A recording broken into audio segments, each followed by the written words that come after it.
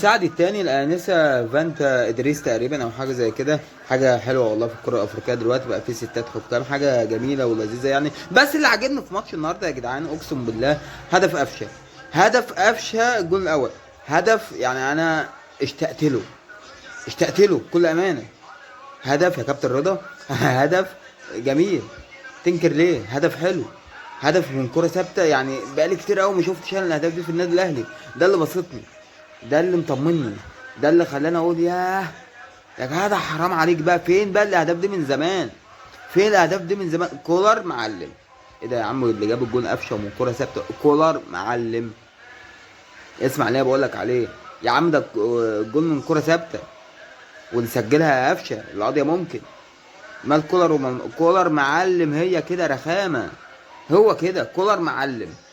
كولر لما يشيل، لما يعمل منظومه تمام، ويشيل لاعب يحط مكانه لاعب، انت فاهم ازاي؟ والاداء يبقى هو والاهداف لها طعم، اهداف جميله، اهداف حلوه، تعرف ان كولر معلم. لما اشيل الشحات احط قفشه، اشيل امام احط مش عارف مين، اشيل ده احط ده، والاداء هو وباخد لا عايزه من الماتش، كولر ده معلم. روتيشن مفيش افضل من كده. كولر معلم يا كابتن رضا، اقسم بالله كولر معلم.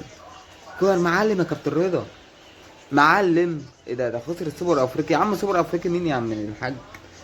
يا عم سوبر يا عم مين؟ انهي مدرب ده في العالم كله بيكسب كل البطولات يا عمنا؟ عاجبني، هو كولر عاجبني داخل دماغي. خسر السوبر، خسر السوبر الافريقي بس معلم. هيخسر دوري ابطال افريقيا، يخسر دوري معلم. هيخسر دوري، هيخسر معلم. معلم. ده المفروض ما نفرطش فيه، ده المفروض نمدد له 10 15 سنه لحد نهايه العمر، لحد ما هو ما يتوفى. احنا عايزين المعلم ده معانا على طول. راجل عارف يسيطر على اللعيبه، راجل عارف يخلي اللي قاعد على الدكه نفسيته احسن من اللي في الملعب، راجل عارف يتعامل مع الجمهور، راجل عارف يتعامل مع الاداره. معلم. ده اللي انا عايزه عندي على طول. الف مبروك يا رجاله النهارده على الفوز. ولكن الملحوظه سيبك، ماتش ضعيف وبتاع، وعارفين كلنا من قبل الماتش ان احنا هنكسب. لكن الملحوظه اللي هنطلع بقى النهارده، كولر احنا عايزينك معانا على طول. بس شكرا، خلصنا كل الكلام. بس كده، نقطه من اول السطر، نقطه من اول السطر. كولر معلم، عايزينك معانا على طول يا معلم.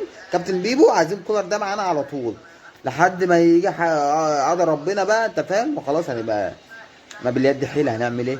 يبقى ندور بقى على معلم غيره، ولحد ما الراجل ده فترته تخلص معانا. يا ريت من دلوقتي هو اللي يرشح لنا مدرب بديل ليه فيما بعد يعني، يا ريت والله. الف مبروك على الفوز يا رجاله.